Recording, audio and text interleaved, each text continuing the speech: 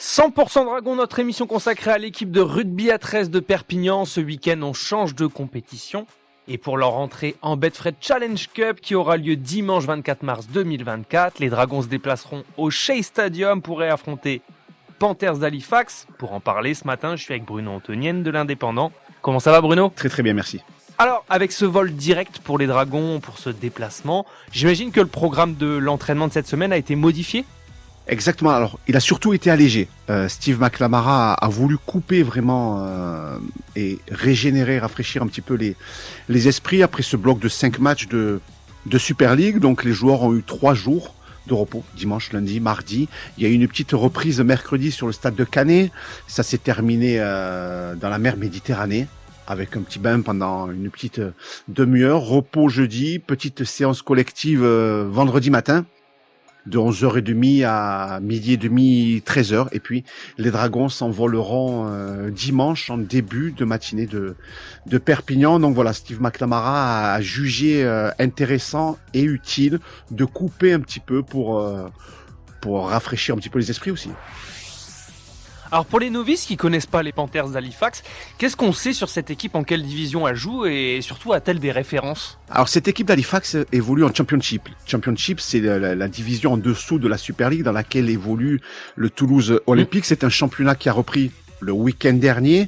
Halifax s'est imposé 24-10 sur la pelouse de Dewsbury.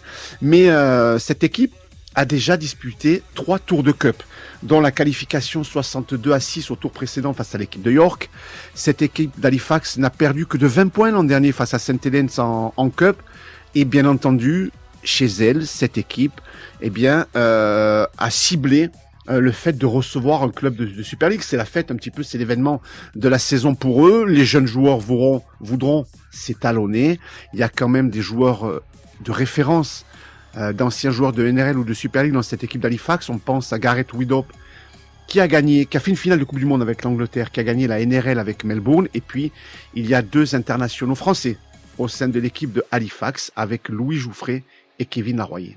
100% Dragon, le podcast dédié aux Drax catalans de Perpignan, produit par la rédaction du journal L'Indépendant.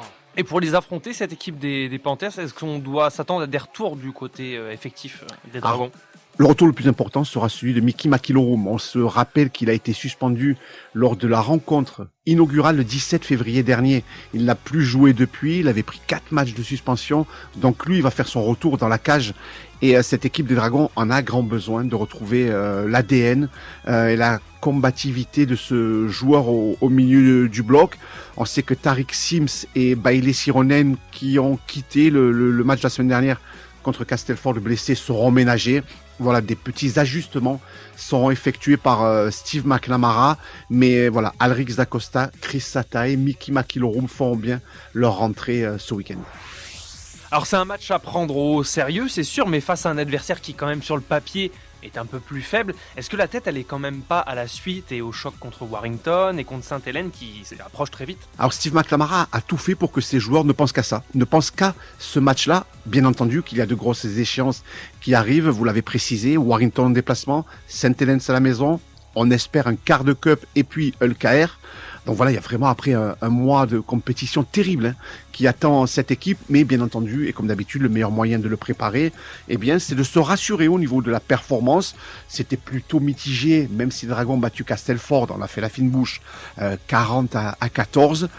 Voilà, Steve McNamara veut une performance aboutie, de la constance aussi collective et défensive pendant 80 minutes. Et bien entendu, elle se doit de préparer le plus sérieusement possible ce déplacement. Alors, il y a moins de surprises en cup, en rugby qu'en football, bien entendu. Mais voilà, elle affectionne les petites surprises, cette équipe d'Halifax. En tout cas, ce qui est sûr, si les Dragons catalans n'abordent pas la rencontre de la plus belle des manières, avec le sérieux et l'intensité nécessaires, ils risquent de se prendre les pieds dans le tapis. On se souvient qu'en 2018, lorsqu'ils avaient remporté la Challenge Cup à Wembley. Lors du premier tour à York, ils ne menaient que de 6 points à la mi-temps, 16-10. Voilà, ça a été compliqué parce qu'il y a le contexte, parce qu'il y a l'hostilité du public local, un arbitrage un peu maison, un public, un stade un petit peu différent aussi. Donc voilà, tous ces paramètres-là peuvent entrer en ligne de compte. C'est pour ça que les Dragons préparent le plus sérieusement possible ce déplacement. Très bien, mais en tout cas, tu seras sur place dimanche pour le coup d'envoi. Exactement. Et on se retrouve donc du coup lundi et dans les pages sport pour le compte-rendu et aussi dans l'émission. Tout à fait. Merci Bruno. Merci. Retrouvez cette émission et toutes nos productions sur Radio Indep et en podcast sur l'indépendant.fr, nos réseaux sociaux et votre plateforme de streaming favorite.